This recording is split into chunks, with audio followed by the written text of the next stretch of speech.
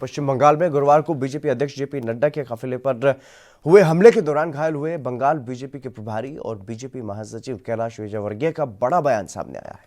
उन्होंने कहा है कि सीएए लागू करने के लिए स्टेट की कोई आवश्यकता ही नहीं है। केंद्र सरकार सक्षम है, अगर स्टेट सहयोग देगा तो भी लागू करेंगे और नहीं देगा तो भी लागू करेंगे। इन दिनों कैलाश विजयवर्गीय पश्चिम बंगाल में हैं क्योंकि लगातार चुनाव प्रचार किया जा रहा है और अलग अलग कार्यक्रमों में शामिल हो रहे हैं। लेकिन जिस तरीके से बीजेपी के जो अध्यक्ष हैं जेपी नड्डा, उनके काफिले पर हमला हुआ था, उस वक्त कैलाश विजयवर्गीय भी उनके साथ थे और उसी वक्त उन्हें भी चोट लगी थी। अब सीएए पर एक बार फिर से घमासान जो है वो शुरू होता हुआ दिखाई दे रहा है, जिसकी शुरुआत हो चुकी है क्योंकि लगातार इसी तरीके के बयान सामने आ रहे हैं। और अब इस बात की जानकारी भी मिल रही है कि जो रोहिंग्या आतंकी संगठन है वो भी कई राज्यों में हमला करने की फिराक में है। तो ऐसे में सीएए का मसला अब उठना शुरू हो चुका है। पश्चिम बंगाल में खासतौर पर चुनाव की तैयारियां चल रही है। टीएमसी और बीजेपी के बीच आपस में जो टक्कर है वो काफ़ी अहम होने वाली है और सीएए का वो मसला है, सीएए और एनआरसी का जो मसला है उसको लेकर के ममता बनर्जी काफ़ी मुखर रही हैं, काफ़ी जो विरोध है वो करती हुई नजर आई है, विरोध प्रदर्शनों का समर्थन करती हुई नजर आई हैं।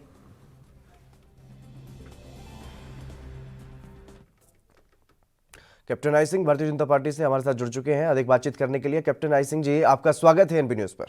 जी जितेंद्र जी, नमस्कार। कैप्टन आई सिंह जी, जिस तरीके से ये बयान सामने आया है कि सीएए अगर स्टेट कहे सहमति दे या ना दे हम फिर भी लागू करेंगे, इससे क्या कुछ समझा जाए? क्या धक्केशाही करेंगे?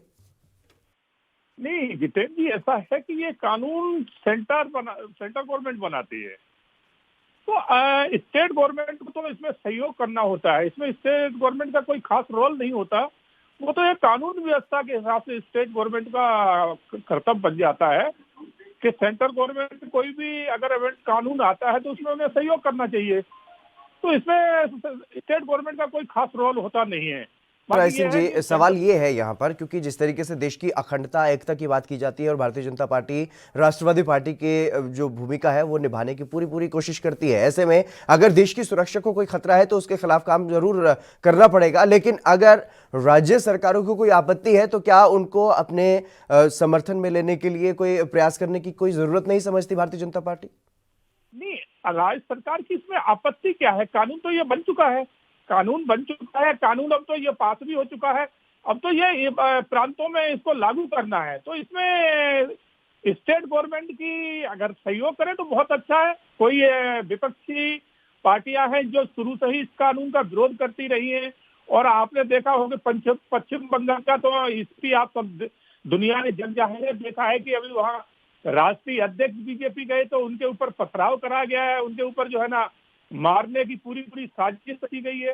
तो ये पश्चिम बंगाल के प्रति अगर ऐसा सोचे कि वो सहयोग करेंगे तो वो तो कभी करेंगे नहीं। सिंह जी, ऐसा दिल्ली में भी तो देखने को मिला है, आप सिर्फ पश्चिम बंगाल का जिक्र क्यों कर रहे हैं? अगर बीजेपी के अध्यक्ष वहां जाते हैं, एक राष्ट्रीय पार्टी है जो केंद्र में सत्ता में है, बिल्कुल निंदनीय है, उन पर हमला नहीं होना चाहिए था, कानून व्यवस्था पर सवाल उठेंगे, लेकिन दिल्ली में भी तो डिप्टी सीएम के घर पर हमला हुआ। डिप्टी सीएम के घर पे हमला नहीं हुआ है, ये तो आम आदमी की बनाई हुई एक कहानी है, ये मनगढ़ंत कहानी है, इसमें कहीं कोई हमला और कुछ नहीं है। ये तो क्या है, आम आदमी पार्टी ने, आपने देखा है कि समय समय पे झूठ बोलना उनका काम है, क्योंकि वो पार्टी ही झूठ पे खड़ी हुई है। सत्यता बिल्कुल। इसी बीच हमारे साथ राजीव रंजन जी भी जुड़ गए हैं। कैप्टन आई सिंह जी, उन्हें भी चर्चा में ले आते हैं। राजीव रंजन जी, आपका स्वागत है एनबी न्यूज पर। Thank you. राजीव रंजन जी, जिस तरीके से कैलाश विजयवर्गीय का ये बयान सामने आया है कि सीएए में अगर राज्य सहयोग करें तो भी, नहीं करें तो भी लागू तो करके रहेंगे, ये धक्केशाही नहीं है? ये देखिए, कैलाश विजयवर्गीय एक रिस्पॉन्सिबल भारतीय जनता पार्टी के नेता हैं, और आपको पता होगा कि इनके पुत्र ने भी बड़े रिस्पॉन्सिबल तरीके से व्यवहार किया था जब बैट से उन्होंने बैटिंग किया था और म्युनिसिपल ऑफिसर को उन्होंने बॉल के रूप में यूज किया था। बिल्कुल। जहां तक बात है को लागू करने के बारे में जो माननीय विजयवर्गीय जी का स्टेटमेंट है, वो मुझे लगता है कि वो पार्टी लाइन पे है, और भारतीय जनता पार्टी और सरकार इसका बारे में स्पष्ट मानना है कि वो हम इसको लागू करेंगे जी। अब बात रही स्टेट इसमें कोऑपरेट करती है या नहीं करती है, अगर करती है तो ठीक है, नहीं करती है तो फिर भी हम लागू करेंगे जी। इसमें थोड़ा सा अड़चन है, क्योंकि भारत का जो डेमोक्रेसी है, फेडरल स्ट्रक्चर है, स्टेट के पास कुछ पावर्स हैं, कुछ पावर्स केंद्र सरकार के पास है। जी। अब का जहां तक सीए की बात है, अगर इससे कोई राष्ट्रीय हित या अहित नहीं जुड़ा हुआ है तो इसमें टकराव की स्थिति केंद्र और स्टेट के बीच में बन जाती है। दुर्भाग्य से मुझे ऐसा लगता है क्या कि सीएए को ईमानदारी से लागू करने में किसी भी पॉलिटिकल पार्टी का इंटरेस्ट नहीं है। जी। मुझे ऐसा लगता है कि कहीं ना कहीं इसको हम एक टूल के रूप में यूज करना चाहते हैं, किसी को आर्म ट्विस्ट करना चाहते हैं, गलत मैसेज देना चाहते हैं, क्योंकि इंटेंट अगर सही नहीं हो तो फिर किसी भी चीज को लेकर के प्राय हम देखते हैं कि इंडियन डेमोक्रेसी में पॉलिटिकल पार्टीज आपस में डिवाइडेड हो जाते हैं। जी।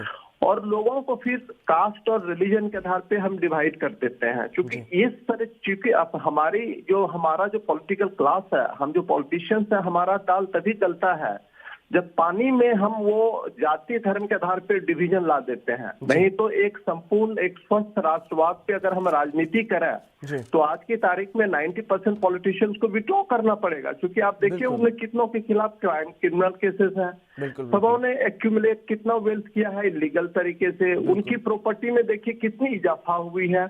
उन्होंने देखिए जाति धर्म के आधार पे ही अपना एक एम्पायर बना, जो जिस जाति का मिनिस्टर है, प्रिंसिपल सेक्रेटरी, आईएएस ऑफिसर, वो अपनी जाति का ढूंढेगा। लेकिन राजीव जी, जो पश्चिम बंगाल की जो स्थिति देखने को मिल रही है, क्योंकि उसमें बीजेपी के लोग भी मारे जा रहे हैं, टीएमसी के लोग भी मारे जा रहे हैं, तो कौन इनका इस्तेमाल, क्या इनका सिर्फ इस्तेमाल किया जा रहा है राजनीतिक लोगों की तरफ से? बिल्कुल बिल्कुल, ये तो देखिए राजनीति में वायलेंस जो होता है इसको तो पॉलिटिकल पार्टीज ही करवाते हैं, चाहे मैं करवाऊं या आप करवाएं, करवाते वर्कर्स तो वायलेंस करता नहीं है, उसको या तो हम कहेंगे कि देख लो जी चढ़ जाओ, अगर कोई कुछ कहता है आप भी कहते हैं कि तुम्हें भी कुछ कहो तुम भी चढ़ जाना चाहिए, तो वायलेंस होगा ही होगा। कोई यह तैयार नहीं है आज की तारीख में देश के किसी भी कोने में कि हम वायलेंस नहीं करेंगे। अगर कोई आप पे एक पत्थर फेंकता है तो आप उसके ऊपर 2 फूल फेंको, किसी में वो जज्बात नहीं है, राष्ट्र के प्रति प्रेम नहीं है, सबको कुर्सी चाहिए। आप कुर्सी की लड़ाई लड़ते रहिए, देश अंदर से इतना खोखला हो जाएगा, एक दिन पता चला आप और आपका कुर्सी समेत सब गायब हो जाएंगे, यहाँ कोई और शासन कर रहा है। बिल्कुल कैप्टन आई सिंह जी, अगर हम ज्यादा नहीं, ये स्थिति बड़ी गंभीर है मित्र, बहुत ही गंभीर स्थिति में देश है। और ऑनरेबल प्राइम मिनिस्टर का जो सकारात्मक सोच है, एक मजबूत भारत, आत्मनिर्भर भारत पे सब लोग काम ना करके सब लोग अपने आप को आत्मनिर्भर और अपने अपने आप को मजबूत करने में लगे हुए हैं।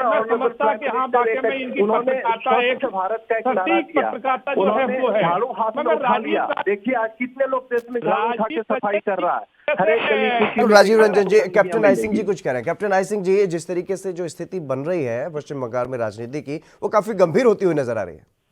बिल्कुल बिल्कुल जी, मैं राजीव रंजन जी से जानना चाहूंगा कि आप पत्रकार हैं और पत्रकार का काम होता है सत्य का आईना दिखाना, तो आपने इतनी सारी बातें कही, आप कैलाश विजयवर्गीय के पुत्र के ऊपर भी पहुंच गए, आपने एक तरफ ये भी कह दिया है कि उन्होंने धन अर्जित किया, मगर आपने 2 शब्द अगर ममता बनर्जी के इस भ्रष्टाचार पे और जो जिस तरह से वहाँ रोहिंग्या बसाए गए, जिस तरह से वहाँ आज सरकार चल रही है, कि ऐसा लगता ही नहीं कि वहाँ हिंदुस्तान का शासन। कैप्टन आई सिंह जी, उन्होंने प्रधानमंत्री नरेंद्र मोदी के जो उनकी आइडियोलॉजी है उसकी तारीफ भी की है, वो भी आपने सुनी होगी। उन्होंने शायद ममता बनर्जी की किसी आइडियोलॉजी की तारीफ भी नहीं की, क्योंकि केंद्र की बात हो रही है। कैप्टन आई सिंह जी, यहाँ पर ये करिए, मगर आप उनके लिए कुछ कहा भी नहीं है।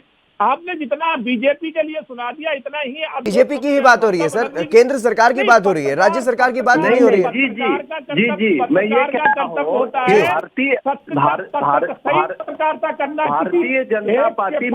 भारतीय जनता पार्टी में देखिए, भारतीय जनता पार्टी में आज की तारीख में जो ऑनरेबल प्राइम मिनिस्टर का जो सुचिता है, उनकी जो महान सोच है, एक आत्मनिर्भर भारत, सबका साथ, सबका विकास, सबका विश्वास। आप हमें बता दें कि कितने लोग इस दिशा में कार्य कर रहा है। सबका साथ, सबका विकास, सबका विश्वास एक बहुत बड़ा एजेंडा है, एक मजबूत और आत्मनिर्भर भारत बनाने के लिए। हर एक बात में ऑनरेबल प्राइम मिनिस्टर इस बात को बार बार एम्फेसाइज करते हैं। उस बात को लेकर के लोगों के बीच में हमें जाएंगे, लोगों को कन्विंस करेंगे, तो आप हमसे लिखवा करके ले लीजिए कि कोई वायलेंस नहीं करेगा, पॉजिटिव एजेंडा में अपने आप को इन्वॉल्व करेगा।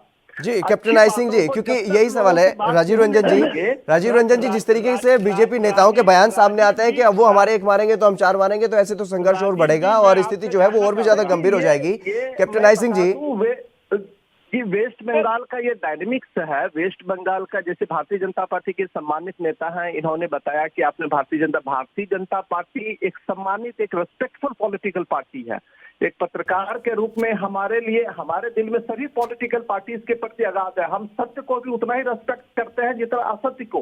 अगर असत्य है तो वो भी हम लिखेंगे, सत्य है तो वो भी लिखेंगे। हम ये नहीं कह सकते कि कल को कोई। बिल्कुल राजीव रंजन जी बहुत बहुत शुक्रिया आपका मेरे साथ जुड़ने के लिए, तमाम बातचीत करने के लिए। कैप्टन आई सिंह जी आपका भी बहुत बहुत शुक्रिया। वक्त की कमी है, आपसे जवाब जरूर लेना था लेकिन फिलहाल वक्त इजाजत नहीं दे रहा है। देश दुनिया की खबरों के लिए ANB न्यूज को सब्सक्राइब करें और बेल आइकन दबाएं।